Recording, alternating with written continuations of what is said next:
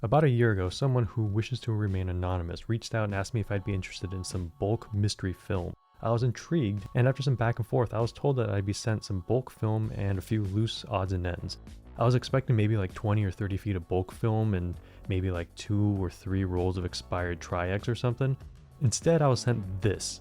Yeah, I wasn't expecting a shoebox full of film. Like, there's a bunch of cool stuff in here. What is this? Is this film? Or is this drugs?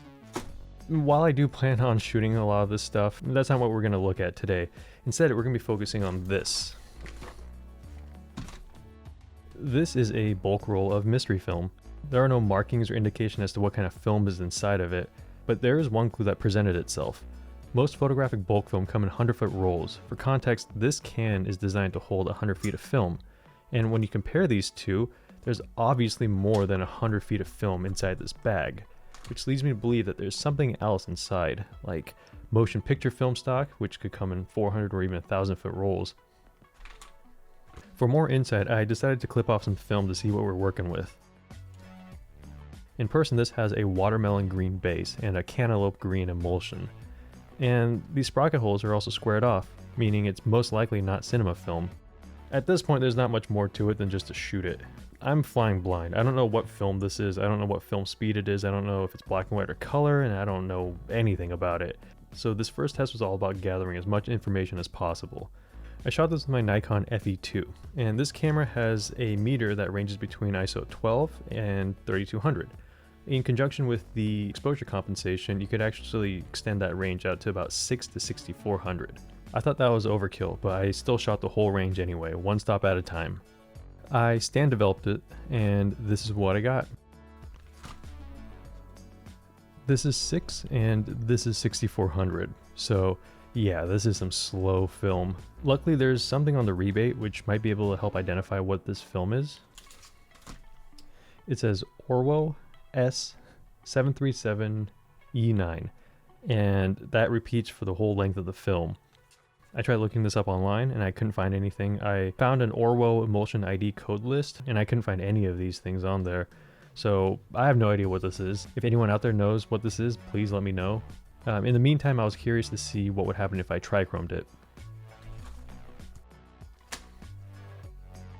It technically works, but it doesn't really look great. To get an idea as to what's going on, you gotta look at the film itself. The red channel is extremely underexposed, and the green channel is also really underexposed, but not as bad as the red. The blue channel, on the other hand, looks actually pretty good, which leads me to believe that this is some blue-sensitive technical document copying film. Using the previous roll as a guide, when eyeballing it, I figured the red channel was about 4 stops underexposed and the green channel was about 3 stops underexposed. With that knowledge, I went out to the woods and I shot some trichromes.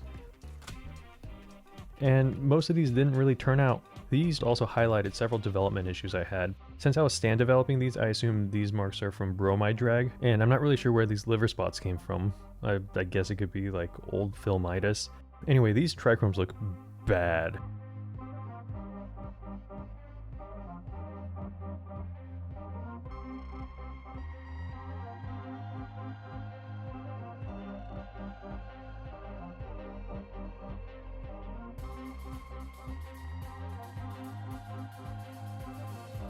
If you ignore the fogging and the shadows, this shot reminds me of Lomochrome Purple, which is not really what I was going for. These next shots were shot out in the open, and I completely screwed up the red channel on this one, but still turned out looking better than the forest ones. With this one I messed up the exposure on the red channel and the green channel, but they were a little more promising. Fortunately, I managed to get the exposure right on a few shots. This one looks good.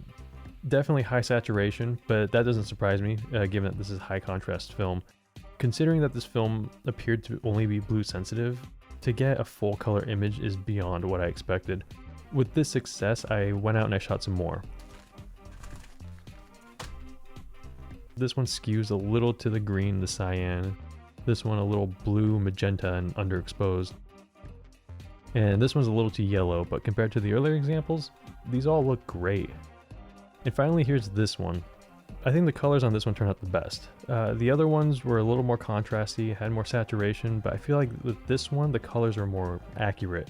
Maybe a little warm, but I like it. It kind of gives a slightly expired color film taste to it.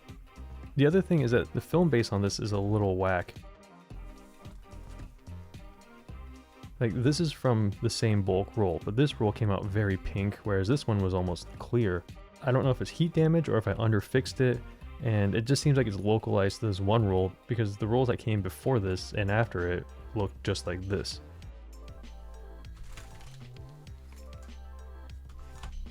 Anyway, I was surprised with these results. I was extremely happy with how these turned out, and this was a great problem-solving exercise.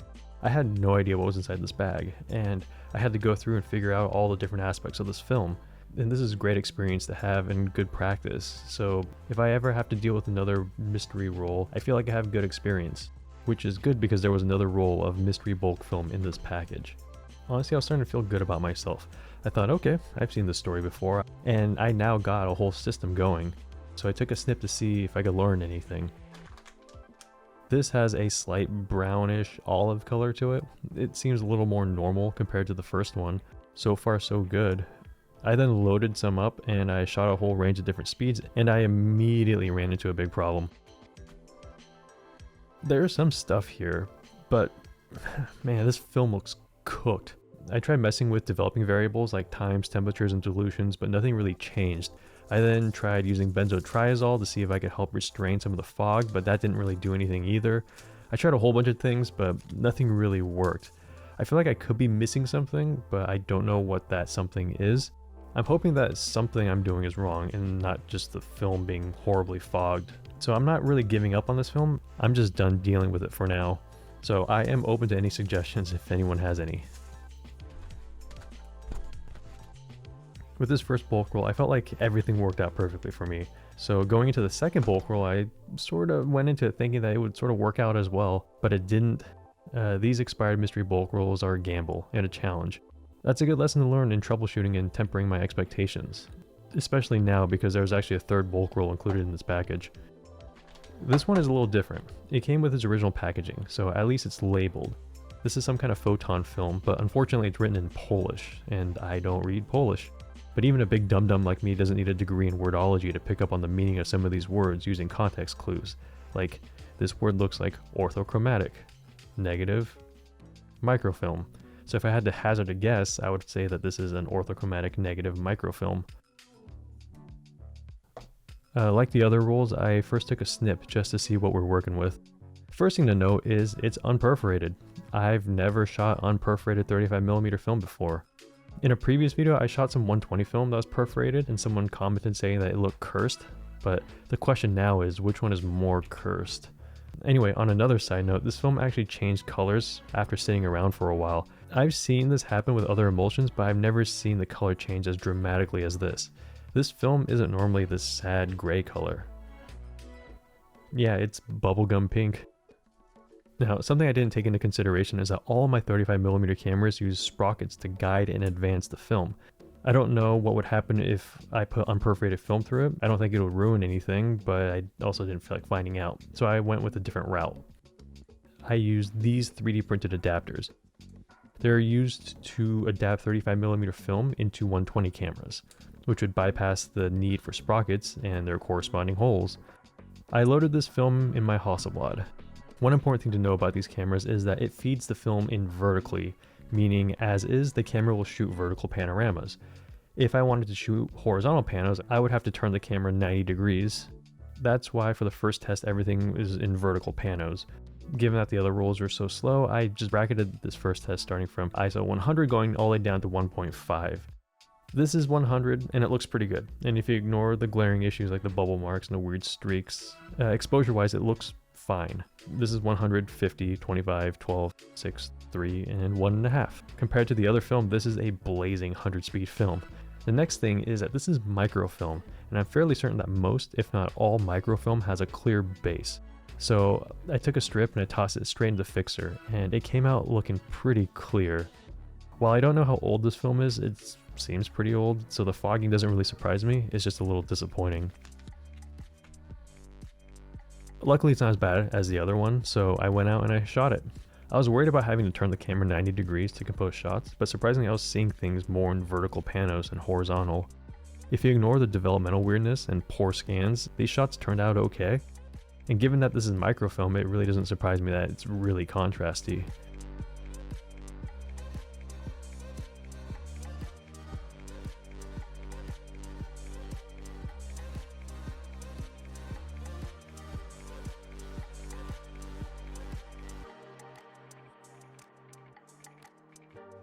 I also noticed that compared to the first test, the base cleared up quite a bit. It seems like the outside layer got fogged the worst, which makes sense. Next, I wanted to figure out if I could trichrome it. I know that this is ortho film and that by definition I shouldn't be able to trichrome it, but it goes against the one rule in my life, which is trichrome everything. For this test, I used a 645 back to save on some film, which basically gave me 35mm sized negatives. Anyway, this one is with the green filter, and this one was with the blue filter. These two were metered straight up, and as you can see, the exposures look pretty good. The red, on the other hand, yeah, the red had some issues. With each shot, I overexposed by 1 stop. Eventually, you'll start to see something at around 9 stops overexposed, and this is 14 stops. I thought somewhere around here would be the sweet spot. 14, 15 stops, that's a lot, but I went out and I did it.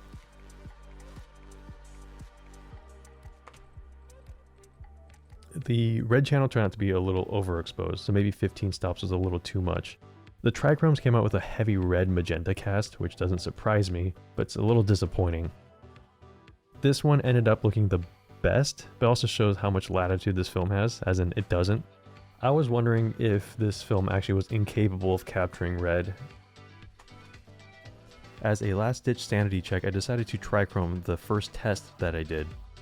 And it actually turned out looking pretty good, which leads me to believe that I just overexposed the red channel. So I went out again and I shot, and this time I decided to bracket a bunch of different exposures for the red channel.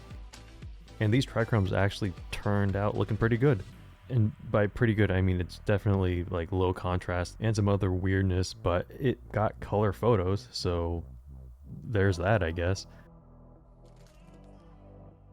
The next question is like whether this is actually capturing full color, and I could see it being either one of two things. Either the film has a little bit of sensitivity in the reds, and using a red filter and a long enough exposure, it's able to capture some of that light, or it's actually the filter that has a little bit of leakage into some of the other color ranges, or it could be a mixture of both. Either way, I don't really know 100% as to why this works, but here it is. Also, a funny story. I was hand loading this film straight out of the can, and the last time I was loading this film, I felt a little piece of paper fall out of the can, and this is what I pulled out. It's a little technical brochure, and after a quick and dirty translation, I figured out that this part tells you about the different formats the film came in, and this part explains that it doesn't actually come with a film speed rating and you have to figure it out. And this part talks about spectral sensitivity and what safe lights you could use, and I thought this was a cool part, but here's the development instructions.